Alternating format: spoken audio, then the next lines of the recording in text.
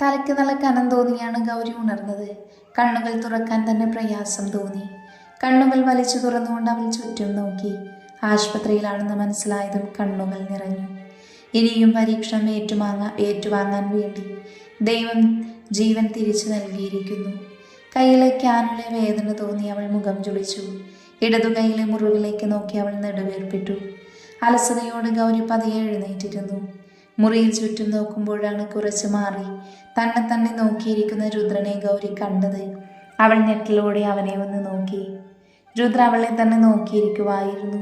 ഒരു കുഞ്ഞു ടേബിളിനോട് ചേർന്നുള്ള കസേരയിൽ കാലിന് മുകളിൽ കാൽ വച്ച് അവളെ തന്നെ നോക്കിയിരിക്കുകയായിരുന്നു രുദ്ര. അവൾ ഉണർന്നതെല്ലാം അവൻ കണ്ടിരുന്നു. എങ്കിലും അവൻ അതേ ഇരിപ്പ് തുടർന്നു. താൻ എന്തിനാ വന്നേ? എന്നെ മരിക്കാനും സമ്മതിക്കില്ലേ? അവിടെയും വന്നോളും നാശം. ഗൗരി ഓരോന്ന് പറയുമ്പോഴും രുദ്ര യാതൊരു ഭാവവ്യത്യാസവുമില്ലാതെ അവളെ തന്നെ നോക്കിയിരുന്നു. അവനെ കണ്ടതിൽ ഗൗരിക്ക് നല്ല ദേഷ്യം തോന്നിയിരുന്നു. അവൾ ദേഷ്യത്തിൽ കയ്യിലേക്കാനുള്ള വലിച്ചെറിഞ്ഞുകൊണ്ട് അവൾ ഇറങ്ങി നടന്നു. ആ നിമിഷം തന്നെ രുദ്ര എഴുന്നേറ്റ് അവളുടെ കയ്യിൽ പിടിച്ചു നിർത്തി. മുറിവ് പറ്റിയ കയ്യിലായതുകൊണ്ട് ഗൗരി വേദനിച്ചതും നിന്നു. അപ്പോഴാണ് രുദ്ര മുറിവിൻ്റെ കാര്യം ഓർത്തത്. അവൻ കയ്യിൽ നിന്നും പതിയെ പിടിവിട്ടു. ഗൗരി അവിടെ കിടക്ക്. നിങ്ങൾ ഇവിടെ നിന്ന് പോ. ഇനി എൻ്റെ മുന്നിൽ വന്നു പോകരുത്. നിന്നോടവിടെ കിടക്കാനാണ് പറഞ്ഞത്. രുദ്ര ശബ്ദത്തിൽ ഒച്ചയിട്ടതും ഗൗരി പുറകിലേക്ക് നീങ്ങി. ആ സമയം പുറത്തുനിന്ന് വാതിൽ മുട്ടുകെട്ടുന്ന ശബ്ദം വന്നു. അപ്പോഴാണ് ഗൗരി അറിഞ്ഞത് അകത്ത് കുറ്റിയിട്ടിരിക്കുവാണ് വാതിലെന്ന്. അവൾ രുദ്രനെ നോക്കിയതും രുദ്രൻ്റെ ഭാവം കണ്ട് ഗൗരി ബെഡിലിരുന്നു. എന്താ നിങ്ങൾക്ക് വേണ്ടത്? നിന്നെ. എടുത്തടിച്ച് അവൻ്റെ മറുപടി കേട്ട് ഗൗരി ഒന്ന് ഞെട്ടി. അവൾ പ്രതീക്ഷിക്കാത്ത മറുപടിയാണെന്ന് അവളുടെ മുഖഭാവത്തിൽ നിന്നും കാശി മനസ്സിലാക്കിയിരുന്നു. എന്താ നിന്റെ നാവിറങ്ങിപ്പോയോ? ഞാൻ നിങ്ങൾക്കൊരു ദ്രോഹം ചെയ്യുന്നില്ല. സത്യമറിയാതെ ചെയ്തൊരു തെറ്റ് നിങ്ങൾ അതിൽ നിന്നും ഒഴിവാക്കുകയും ചെയ്തു. ഇനി എന്തിനാ വെറുതെ എന്നെ ശല്യം ചെയ്യുന്നേ? എൻ്റെ ജീവിതത്തിൽ ഇനി ഒരു കരടായി നിങ്ങൾ വരരുത് പ്ലീസ്. എനിക്ക് തോന്നുമ്പോൾ ഞാൻ വരും, നിന്നെ കാണും, സംസാരിക്കും. എൻ്റെ കാര്യവും തീരുമാനിക്കുന്നത് ഞാനാണ്. രുദ്ര വിട്ടുകൊടുക്കാതെ പറഞ്ഞു. ഗൗരി അവനെ രൂക്ഷമായി നോക്കി. രുദ്ര അവളോട് കൂടുതൽ ചേർന്ന് നിന്നു. ഇനി ഇങ്ങനെ വല്ലതും ചെയ്ത നീ പോയതിനു പുറകെ നിന്റെ വീട്ടുകാരെ കൂടെ ഞാനങ്ങ് പറഞ്ഞു വിടും. നല്ലോണം ഓർത്തു വെച്ചോ. രുദ്രാണ് പറയുന്നത്. എന്നാൽ എന്നെ ഇപ്പോൾ തന്നെ കൊന്നേക്ക്. എന്നിട്ട് താൻ എന്തു വേണമെങ്കിലും ചെയ്തോ. അങ്ങനെ കൊല്ലാൻ പറ്റില്ലല്ലോ. നമ്മൾ തമ്മിലൊരു വാക്കുണ്ട്. നിന്റെ കഴുത്തിലൊരു താലി, അതും എൻ്റെ കൈകൊണ്ട്. അത് കെട്ടിക്കഴിഞ്ഞ് ആലോചിക്കാം. അതുവരെ നീ സേഫായിരിക്കണം. അഥവാ ഇതുപോലെ വല്ലതും കാണിച്ച. ശാസനം നിറഞ്ഞ സ്വരത്തിൽ രുദ്ര പറയുമ്പോൾ ഗൗരി അവൻ്റെ മുഖത്ത് തന്നെ നോക്കിയിരിക്കുവായിരുന്നു. അവൻ്റെ മുഖത്ത് വിരിയുന്ന ഭാവങ്ങൾ തേടി. ഒടുവിൽ അവളിൽ നിന്നും വേർപ്പെട്ടുകൊണ്ട് രുദ്ര നടന്നകന്നു. വാതിലിൽ അടുത്തെത്തിയതും അവൾ നിന്ന് നിന്നു. എന്തോ എത്തുന്ന പോലെ തിരിഞ്ഞു നോക്കി. ഗൗരിയമ വിട്ടാതാ എന്താണെന്ന ഭാവത്തിൽ അവനെ തന്നെ നോക്കി നിന്നു. രുദ്ര അവളുടെ മുഖം കയ്യിലെടുത്ത് അവളുടെ കവിളിൽ അമർത്തി ചുംബിച്ചു. ആ നിമിഷം ഹൃദയം പിടഞ്ഞുപോയി അവൾക്ക്. അവളെ നോക്കി ചിരിച്ചുകൊണ്ട് രുദ്ര വാതിൽ തുറന്ന് പുറത്തുപോയി. പക്ഷേ ഗൗരി അപ്പോഴും അതേ ഇരുപ്പ് തന്നെയായിരുന്നു. രുദ്രഭാവങ്ങളും നോട്ടങ്ങളും എല്ലാം അവളെ സ്പർശിക്കാൻ തുടങ്ങി. ഗൗരി നിരാശയോടെ ഇരുന്നു. മരണത്തിന് പോലും തന്നെ വേണ്ടെന്ന് തോന്നി. ചെയ്തു പോയ തെറ്റ് അച്ഛനും അമ്മയും എത്രമാത്രം വിഷമിപ്പിച്ചിരിക്കും എന്നോർത്ത് അവൾ സങ്കടപ്പെട്ടു. അവരെ കാണാൻ അവൾക്ക് അതിയായ ആഗ്രഹം തോന്നി. പെട്ടെന്ന് മുറിയിലേക്ക് ഡോറ് തുറന്ന് ഡോക്ടർ കടന്നു വന്നു. ഡോക്ടർ അവളെ ചെക്ക് ചെയ്ത് മരുന്നുകൾ കുറിച്ച് നൽകി. ഇനി ഇതുപോലുള്ള മണ്ടത്തരങ്ങളൊന്നും കാണിക്കല്ല കേട്ടോ. സാധാരണ പോലീസ് റിപ്പോർട്ട് ചെയ്യേണ്ടതാണ്. പക്ഷെ ഞാൻ ചെയ്യുന്നില്ല. രുദ്ര പറഞ്ഞു വേണ്ട എന്ന്. കുഴപ്പമൊന്നുമില്ലെങ്കിൽ നാളെ തന്നെ പോകാൻ കേട്ടോ. അവളുടെ കവളിൽ പതിയെ തട്ടി ഡോക്ടർ പറഞ്ഞു. ഗൗരി അത് കേട്ടൊന്ന് ചിരിച്ചു. അവർ പോയത് മുറിയിലേക്ക് വിനയനും സീതയും അപ്പവും വന്നു. അവരെ കണ്ടതും ഗൗരി പൊട്ടിക്കരഞ്ഞു. സീത അവളെ വാരിപ്പുണർന്നു. എന്തിനാ മോളെ നീ കടുകയും ചെയ്തത്? എനിക്ക് പറ്റില്ല അമ്മ. എനിക്ക് മടുത്തു ഓരോ നിമിഷവും നാണം കെട്ട് ജീവിക്കാൻ. ഞങ്ങളെക്കുറിച്ച് പോലും ഓർത്തില്ലല്ലോ നീ. സീത അവരുടെ പരിഭവ സങ്കടവും എല്ലാം പെയ്തൊഴിച്ചു. വിനയൻ മൗനമായി കരഞ്ഞു. അപ്പു ഗൗരിയുടെ മടിയിൽ കിടന്നു. അവൻ്റെ തലയിൽ തലോടി ഗൗരിയും. ആ നിമിഷം എനിക്കെല്ലാം അവസാനിപ്പിക്കാനാണ് തോന്നിയത്. എല്ലാവരുടെയും മുന്നിൽ നാണം കെട്ട്. ഇനിയും അയാൾ എന്തെങ്കിലും ചെയ്യും. അപ്പോഴും ഞാൻ ഇതുപോലെ തല താഴ്ത്തി നിൽക്കേണ്ടി വരില്ലേ അച്ഛാ? അവളുടെ സങ്കടങ്ങൾ അവർ കേട്ടു. വിനയന് ഉത്തരം കിട്ടിയില്ല. കാരണം രുദ്രദേവിനെക്കുറിച്ച് അയാൾക്കും അറിയാമായിരുന്നു. സ്വന്തം മകളുടെ അവസ്ഥയിൽ ഒന്നും ചെയ്യാൻ കഴിയാതെ ആ അച്ഛൻ തേങ്ങി. അയാൾ എങ്ങനെയാണ് അച്ഛൻ അറിഞ്ഞത്? എന്തിനാ വന്നത്? അറിയില്ല മോളി. നിന്നകത്ത് കയറ്റിയതും അവൻ വന്നു. മുറിയിലേക്ക് കയറാൻ നിന്ന അവനെ അരുൺ തടഞ്ഞു. ആകെ ബഹളമായിരുന്നു. അവസാനം അവൻ മുറിയിൽ കയറി വാതിലടച്ചു. ഡോക്ടർ പറഞ്ഞു അവനെ അയാൾക്കറിയാമെന്ന്, കുഴപ്പമൊന്നും ഉണ്ടാവില്ല എന്ന്. പുറത്ത് ഞങ്ങൾ എല്ലാം ശ്വാസം അടക്കി പിടിച്ചു നിൽക്കുമായിരുന്നു. എന്നിട്ട് അരുണേട്ടൻ എവിടെ? കുറച്ചു കഴിഞ്ഞ് ഗൗരി ചോദിച്ചു. അതിന് മറുപടിയായി വിനയൻ എഴുന്നേറ്റു പോയി. ഗൗരി നോക്കുമ്പോൾ അരുണിനെയും കൂട്ടി വിനയൻ അകത്തു വന്നു. ഗൗരി അരുണിനെ നോക്കി ചിരിച്ചു. പക്ഷേ അവൻ്റെ മുഖത്ത് ചിരിയില്ലായിരുന്നു. ആ ഭാവം മനസ്സിലാവാതെ അവൾ അവനെ തന്നെ നോക്കിയിരുന്നു. അപ്പോൾ വന്ന് മുറിയുടെ വാതിൽ മുട്ടിയിട്ടും തുറക്കാതെ വന്നപ്പോൾ ഞാനും അമ്മയും വാതിൽ കുത്തി തുറന്നു. ഒടുവിൽ നിന്റെ രൂപം കണ്ട് ഞങ്ങൾ അരുണിനെയാണ് ആദ്യം വിളിച്ചത്. നിന്നെയും കൊണ്ടുവന്നത് മുതൽ ഒരേ ഇരിപ്പായിരുന്നു. ബോധം വന്നു എന്ന് പറയുന്നത് വരെ. ഗൗരി മിഴികൾ നിറച്ചുകൊണ്ട് അരുണിനെ ഒന്ന് നോക്കി. അവൻ അവളെ നോക്കാതെ തന്നെ നിന്നു. അവർക്ക് സംസാരിക്കാൻ വേണ്ടി സീതയും വിനയനും അപ്പുവിനെയും കൊണ്ട് മുറിയിൽ നിന്നും പോയി. അരുൺ അവളുടെ അരികിലിരുന്നു. അവരുടെ മുഖത്ത് നോക്കാനോ മിണ്ടാനോ അവൻ തുനിഞ്ഞില്ല. എന്താ അരുണേട്ടാ, എന്നോട് ദേഷ്യമാണോ? അരുൺ മറുപടിയൊന്നും പറഞ്ഞില്ല. അവൾ പതിയെ അവൻ്റെ കയ്യിൽ തൊട്ടു. പിന്നെ അവൻ്റെ കൈയുമായി കോർത്തു. സോറി, എനിക്കപ്പം അങ്ങനെയാണ് തോന്നിയത്. ഞാൻ നിനക്ക് ആരും അല്ലല്ലേ? എന്തെങ്ങനെയൊക്കെ പറയുന്നത്? പിന്നെ ഒരു സങ്കടം വന്നപ്പോൾ നീ എന്നെ ഓർത്തോ? ആദ്യം എന്നോടല്ലേ ഗൗരി പറയേണ്ടത്? അയാളുടെ മുന്നിൽ വീണ്ടും തോറ്റപ്പോൾ, നാണം കേട്ടപ്പോൾ എനിക്ക് പിന്നെ ഒന്നും. ഗൗരി, ഞാനൊരു കാര്യം പറയാം. നമ്മുടെ ജീവിതം തീരുമാനിക്കുന്നത് നമ്മളാണ്. അവൻ എന്തെങ്കിലും പറഞ്ഞെന്ന് കരുതി നീ നിന്റെ ജീവിതം എന്തിനാ നശിപ്പിക്കുന്നേ? ഗൗരി അവൻ്റെ തോളിൽ തലചായിച്ചു. അവളുടെ തലയിൽ തലചാരി വെച്ച് അരുണമിരുന്നു. അവരുടെ സങ്കടവും സ്നേഹവുമെല്ലാം ആ മൗനത്തിൽ അലിഞ്ഞില്ലാതെയായി. ഞാനൊരു തീരുമാനമെടുത്തു ഗൗരി, നമ്മൾ ഉടനെ വിവാഹം കഴിക്കണം. ഗൗരി മുഖം ഉയർത്തി അരുണിനെ നോക്കി. അരുൺ അവൾക്ക് നേരെ തിരിഞ്ഞിരുന്നു. ഇനിയും നീട്ടിക്കൊണ്ടുപോയി നിന്നെ നഷ്ടപ്പെടുത്താൻ ഞാൻ ആഗ്രഹിക്കുന്നില്ല. അവൻ രണ്ടും കൽപ്പിച്ചാണ് ഇവിടെ ഇത്രയും നേരം നിന്നെ കാണണമെന്ന് പറഞ്ഞ് ബഹളമായിരുന്നു. അവൻ ആരാ നിന്നെ കാണാൻ? ഏട്ടാ, അയാൾ നമ്മളെ ജീവിക്കാൻ സമ്മതിക്കില്ല. അതാണ് ഞാൻ പറയുന്നത്. ഈ ഞായറാഴ്ച കുറച്ച് ദൂരെയുള്ളൊരു അമ്പലമുണ്ട്. അവിടെ പോകുന്നു. അവിടെ വെച്ച് താലികെട്ടി തിരിച്ചു വരുന്നു. പിന്നെ രജിസ്റ്റർ ഇവിടെ വന്ന് സാവധാനം ചെയ്യാം. പക്ഷേ ഇനി സമയം കളയാൻ വയ്യ. താലി കെട്ടിക്കഴിഞ്ഞാൽ പിന്നെ അവനൊന്നും ചെയ്യാൻ പറ്റില്ല. ഞാൻ അച്ഛനോടും അമ്മയോടെല്ലാം സംസാരിച്ചു. അവർക്ക് സമ്മതമാ. ഗൗരി ആലോചനയോടെ ഇരുന്നു. അരുൺ അവളുടെ മുഖം കയ്യിലിടിച്ചു. അവരുടെ മിഴികൾ തമ്മിൽ ഉടക്കി. രുദ്രൻ എന്തെങ്കിലും ചെയ്ത് നമ്മളെ പിരിച്ചാൽ പിന്നെ എനിക്ക് പറ്റില്ല ഗൗരി, നീ ഇല്ലാതെ. അവനെ പേടിച്ചല്ല, പക്ഷേ അവൻ ജയിക്കാൻ എന്ത് നാറിയ കളിയും കളിക്കും അവൻ. അരുൺ പറയുന്നത് കാര്യമുണ്ടെന്ന് ഗൗരിക്ക് തോന്നി. രുദ്രൻ പറഞ്ഞതുപോലെ വിവാഹത്തിന് അവൻ എന്തെങ്കിലും ചെയ്ത് അരുണിനെ അപായപ്പെടുത്തുമെന്നും പോലും അവൾ ഓർത്തു. അവൾ അരുണിനോട് സമ്മതം മൂളി. അവൻ സന്തോഷത്തോടെ അവളെ വാരിപ്പുണർന്നു. അരുൺ വിനയനെയും അപ്പുവിനെയും വീട്ടിലാക്കി മടങ്ങി. സീത മാത്രമായിരുന്നു ഹോസ്പിറ്റലിൽ. ഒരാൾ മാത്രം നിന്നാൽ മതിയെന്ന ഹോസ്പിറ്റൽ റൂൾ ഉള്ളത് കൊണ്ട് അരുണും പോയിരുന്നു.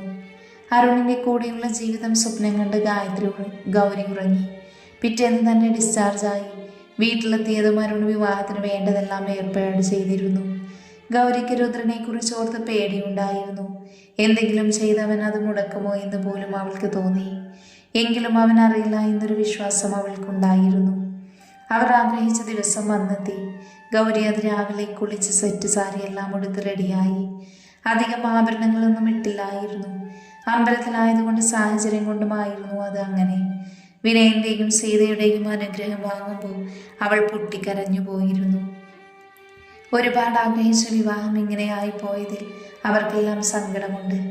എങ്കിലും അരുണിനെ പോലെ നല്ലൊരാളുടെ കയ്യിലാണെന്നുള്ളത് അവർക്ക് ആശ്വാസമായിരുന്നു. അമ്പലത്തിലേക്ക് വരാൻ അരുണ് കാർ ഏർപ്പാട് ചെയ്തു. വഴിയൊന്നും അവർക്കറിയാത്തത് കൊണ്ട് അരുൺ അറിയുന്ന ആൾ തന്നെയാണ് ഡ്രൈവർ എന്ന് ഗൗരിയോട് പറഞ്ഞിരുന്നു. എല്ലാവരും കയറിയതും ഗൗരി അരുണിനെ വിളിച്ചു. ഞങ്ങൾ ഇറങ്ങി കേട്ടോ ഏട്ടാ. ഓക്കെ, ഞാനും ഇറങ്ങ്. 1 മണിക്കൂർ കൊണ്ട് നിങ്ങളെത്തും. അവിടെ എത്തിയ ഉടനെ വിളിക്കണം. ശരി. ഗൗരി ചിരിയോടെ ഫോൺ വെച്ചു. അവരുടെ സ്വപ്നം കുറച്ച് നിമിഷങ്ങൾ കഴിഞ്ഞ് സഫലമാകാൻ പോകുന്ന സന്തോഷം അവൾക്കുണ്ടായിരുന്നു. ഒരുപാട് പ്രതീക്ഷകളോടെ ഗൗരി യാത്ര തുടർന്നു. അരുൺ പറഞ്ഞതുപോലെ 1 മണിക്കൂർ കഴിഞ്ഞ് അവർ അമ്പലത്തിലെത്തി. ഡ്രൈവർ അത് തന്നെയാണെന്ന് പറഞ്ഞു. ഗൗരി പുറത്തിറങ്ങി ചുറ്റും നോക്കി. ഒരു ചെറിയ അമ്പലമായിരുന്നു. വിനയൻ അവളെ ഒരു കൗണ്ടറിൽ പോയി സംസാരിച്ചു. മോള് 10:30 മുഹൂർത്തം. അതുവരെ ഇവിടെ നിൽക്കാമല്ലേ? ഇപ്പോൾ 9 ആയിട്ടല്ലേ ഉള്ളൂ. ഞാൻ അരുണേട്ടനെ വിളിച്ചു നോക്കട്ടെ അച്ഛാ. ഗൗരി ഫോണെടുത്ത് അരുണിനെ വിളിക്കാൻ നിന്നതും അരുണെ അങ്ങോട്ട് വിളിച്ചു. ഗൗരിക്ക് വേഗം ഫോൺ എടുത്തു. ഏട്ടാ. ഗൗരി, നിങ്ങൾ ഏത് കാറിലാണ് പോകുന്നത്? ഞങ്ങൾ ഇവിടെ എത്തി. അത് പറയാനാ വിളിച്ചത്. കാറിൽ വൈറ്റ് സ്വിഫ്റ്റാണ്. എന്താ അരുണേട്ടാ? ഞാൻ ഏർപ്പാട് ചെയ്ത കാറിൽ ആളിപ്പോൾ വിളിച്ചിരുന്നു. നിങ്ങൾ വീട്ടിലില്ല എന്ന് പറഞ്ഞു. അപ്പോൾ ഇത് ആരുടെ കാറാ? ഗൗരി, രുദ്രദേവ്. അരുണ പേര് പറഞ്ഞതും ഗൗരി ഒന്ന് ഞെട്ടി. അവൾ നോക്കുമ്പോൾ ആ കാർ അവിടെ ഉണ്ടായിരുന്നില്ല. അത് രുദ്രന്റെ ചതി തന്നെയാണെന്ന് തിരിച്ചറിഞ്ഞ നിമിഷം തന്നെ ഗൗരി കണ്ടു ദൂരെ നിന്നും ബൈക്കിൽ വരുന്ന രുദ്രനെ. വെള്ളമുണ്ടും വെള്ള ഷർട്ടുമിട്ട് ബൈക്കിൽ പാഞ്ഞു വന്നവൻ ഗൗരിയുടെ അടുത്ത് നിർത്തി. ഗൗരിക്ക് ദേഷ്യവും സങ്കടവും എല്ലാം വന്നു. രുദ്ര ബൈക്കിൽ നിന്നും ഇറങ്ങി മുണ്ട് മടക്കി കുത്തി. മീശ പിരിച്ചുകൊണ്ട് അവളെ ഒന്ന് നോക്കി. അപ്പോൾ എങ്ങനെ? ഗൗരി രുദ്രദേവാവാൻ സമയമായില്ലേ? ഗൗരി എന്തൊന്നും മിണ്ടാത്തേ? ഫോണിൽ നിന്നും അരുൺ വിളിക്കുമ്പോഴും ഗൗരി രുദ്രനെ തന്നെ നോക്കി നിൽക്കുമായിരുന്നു. രുദ്ര അവളുടെ കയ്യിൽ നിന്നും ഫോൺ വാങ്ങി ചെവിയിൽ വെച്ചു. കൃത്യം 10:30 ഞാൻ ഇവളുടെ കഴുത്തിൽ താലി കെട്ടും. തടയാൻ പറ്റുമെങ്കിൽ വന്ന് തടയടാ. രുദ്ര ഗൗരിയെ തന്നെ നോക്കിക്കൊണ്ട് പറഞ്ഞു. ഗൗരി അടുത്ത നിമിഷം എന്തും സംഭവിക്കാമെന്നോർത്ത് നിൽക്കുവാണ്. എങ്കിലും രുദ്രന്റെ ആഗ്രഹം നടക്കില്ല എന്ന് അവൾ ഉറപ്പിച്ചു. ഒരിക്കൽ കൂടെ അവൻ്റെ മുന്നിൽ തോൽക്കാൻ അവൾ തയ്യാറല്ലായിരുന്നു. പിന്നെ 10:30 കഴിഞ്ഞാൽ പിന്നെ അവൾ എൻ്റെ സ്വന്തമാണ്. പിന്നെ നിന്നെ കണ്ട ഈ രുദ്ര ആരാണെന്ന് നീ അറിയും. ഒരു താക്കീതുപോലെ രുദ്ര പറഞ്ഞു. ഗൗരി അരുൺ രുദ്രന് തന്നെ വിട്ടുകൊടുക്കില്ല എന്ന് ഉറപ്പുണ്ടായിരുന്നു. അതുകൊണ്ട് തന്നെ അരുണിനോടുള്ള വിശ്വാസവും സ്നേഹവും കൊണ്ട് ആ ആത്മവിശ്വാസത്തിൽ തന്നെ നിന്നു. വിനയനും സീതയും ഗൗരിയുടെ അടുത്ത് വന്ന് നിന്നു. അപ്പുന് രുദ്രനെ പേടിയായതുകൊണ്ട് അവൻ അവർക്ക് പുറകിൽ നിന്നു. രുദ്ര ഫോൺ കട്ടാക്കി ഗൗരിയുടെ കയ്യിൽ കൊടുത്തു.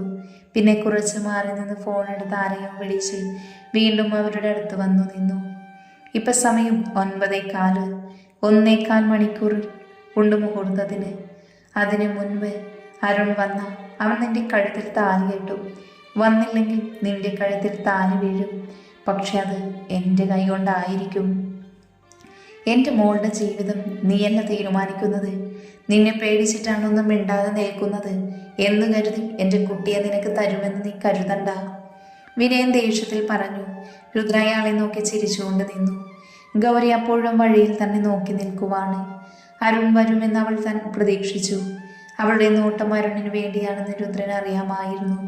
രുദ്ര പിന്നെ അവരോടൊന്നും മിണ്ടാതെ മാറി നിന്നു. ഗൗരി അവിടെയുള്ള ആൽമരത്തിൻ്റെ ചുവട്ടിലിരുന്നു. നിമിഷങ്ങൾ നീങ്ങുന്നതിനോടൊപ്പം അവൾക്ക് ടെൻഷൻ കൂടി. അരുൺ വന്നില്ലെങ്കിൽ എന്നോർത്തപ്പോൾ തന്നെ അവൾക്ക് ഇടനെഞ്ച് പൊട്ടിപ്പോയി. കുറച്ചു കഴിഞ്ഞൊരു കാർ അങ്ങോട്ട് വന്നു. അരുണാണെന്ന് കരുതി ഗൗരി ചാടി എഴുന്നേറ്റു. കാറിൽ നിന്നും ഇറങ്ങിയ സൂര്യനാരായണനെയും രുക്മിണിയെയും കണ്ട് അവൾ നിരാശയോടെ രുദ്രനെ നോക്കി. അവളെ നോക്കി രുദ്ര പുച്ഛത്തോടെ ഒന്ന് ചിരിച്ചു. പുറകിലെ സീറ്റിൽ നിന്നും കാർത്തിയും ഭാമയും ഇറങ്ങി. വിനയനും സീതയും പരസ്പരം ഒന്ന് നോക്കി. രുക്മിണി സീതയുടെ അടുത്ത് വന്നു നിന്നു. സൂര്യൻ വിനയനെ വിളിച്ച് കുറച്ച് മാറി നിന്ന് സംസാരിച്ചു.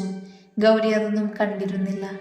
അവളുടെ നോട്ടം വഴിയിലുമൊപ്പം ഫോണിൽ അരുണിൻ്റെ കോളും വരുന്നത് മാത്രമായിരുന്നു ശ്രദ്ധ. എന്താ നിങ്ങൾ പറയുന്നത്? അവൾക്ക് ഇഷ്ടമില്ലാതെ എൻ്റെ മോളെ?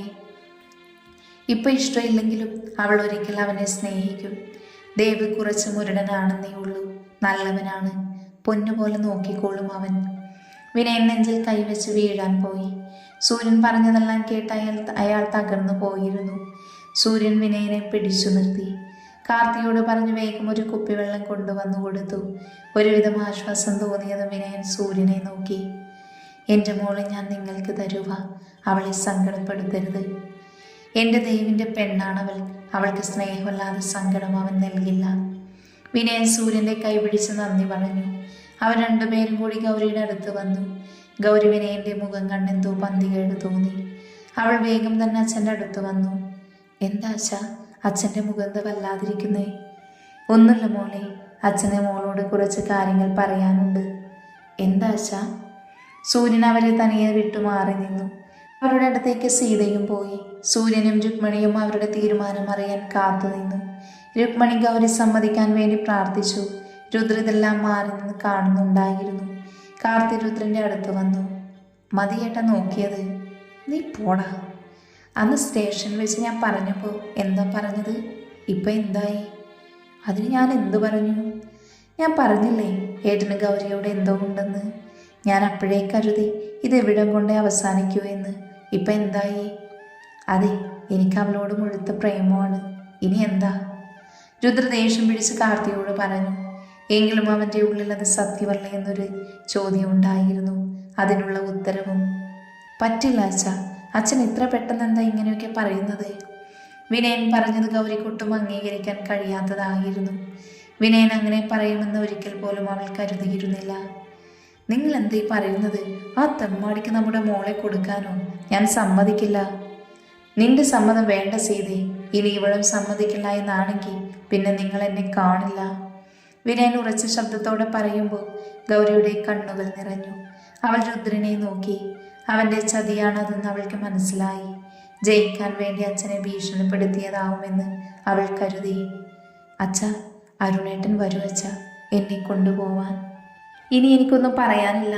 നിനക്ക് തീരുമാനിക്കാം. ഇത്രയും കാലം നോക്കി അച്ഛൻ വേണോ അതോ അരുൺ വേണോ എന്ന്.